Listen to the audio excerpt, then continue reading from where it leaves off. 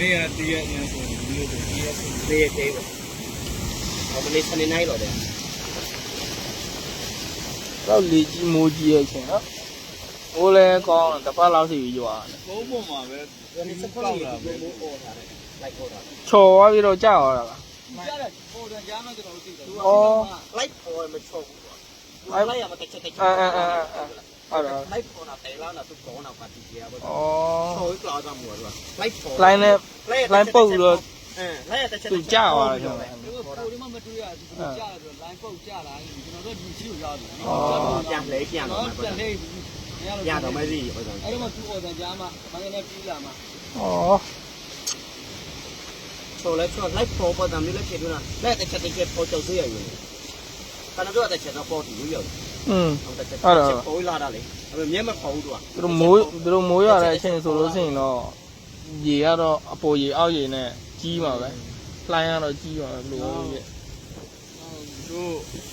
ဟိုမာရီလည်းဒီဘက်ကိုမလာဘဲနဲ့ခယူလာမကောက်ကြဘူးလေပြောကျင်တယ်ဝဲ မိုးကြီးလေကြီးတဲ့အချိန်ကျရင် အနေနဲ့များလုံးလို့ဒီဘက်ကိုမလာကြပါနဲ့လို့နော် နေရာလည်းကြည့်အောင်ကြောက်စရာကြီးဒီနေရာလည်းကြည့်အောင်ကြောက်စရာကြီး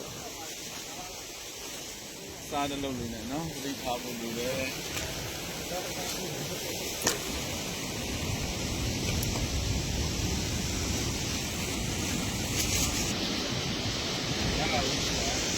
အဲကျွန်တော်တို့အများဆုံး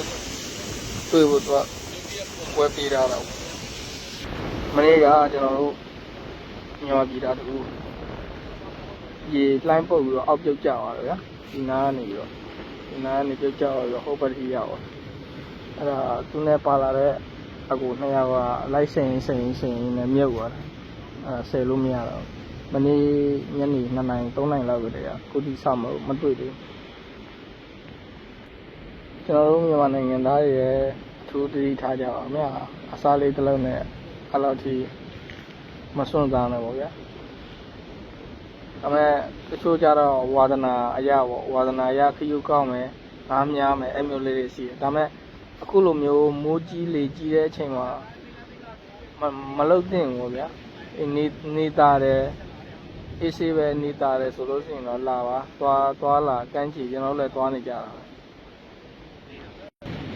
အဲကြောင့်မိုးကြီးလေကြီးတဲ့အချိန်မှာကမ်းခြေကိုခရုကောက်ပဲဖြစ်ဖြစ်ငားများပဲဖြစ်ဖြစ်ငားများပဲဖြစ်ဖြစ်ပေါ့နော်မသွားကြပါနဲ့လို့ကျွန်တော်တို့ဒီကနေပြီးတော့အတိပေးတာပေါ့ဗျာအခုဆိုရင်ကျွန်တော်ဒီကုကဲမျိုးပတ်တောင်မှာရှိတဲ့မာလင်ဘက်ချမ်းပါပေါ့ဗျာ